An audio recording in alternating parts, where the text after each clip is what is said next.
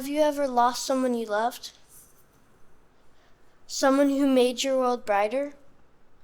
Who shared something special with you? I have. My grandma and I had a bond woven together by art. We would sit side by side embroidering, our fingers moving in rhythm, stitching together not just fabric, but memories. Then, one day, the pancreatitis won, and she left me and her body.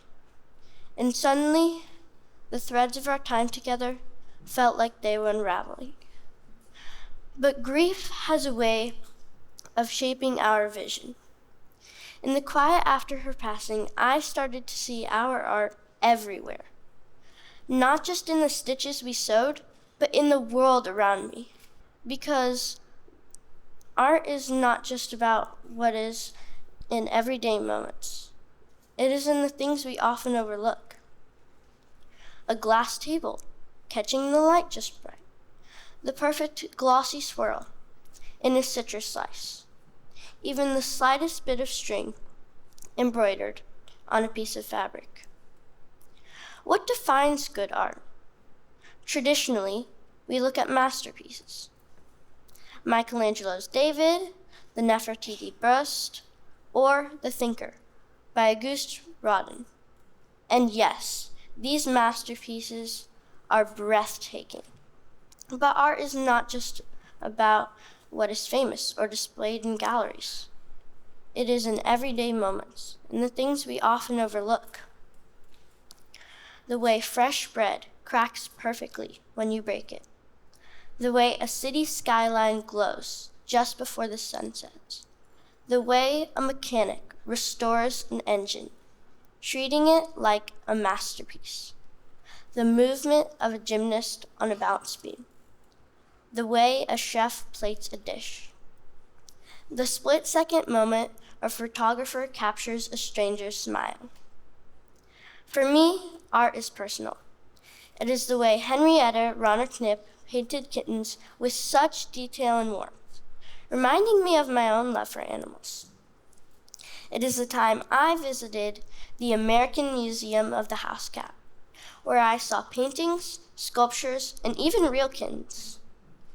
One playful kitten swatted at my brother's bracelet, and we laughed until our stomachs hurt.